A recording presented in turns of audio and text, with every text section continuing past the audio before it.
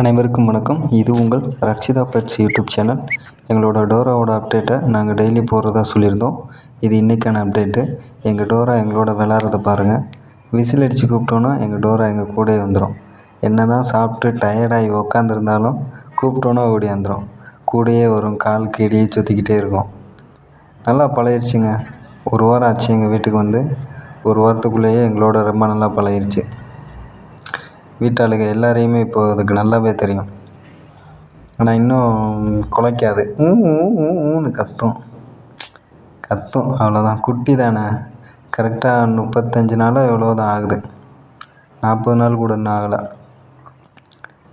எங்களோட டோராவோட அப்டேட்டை நாங்கள் டெய்லி உங்களுக்கு போடுவோம். எங்களுக்கு ஆதரவு கொடுங்க. Okay, thank you friends.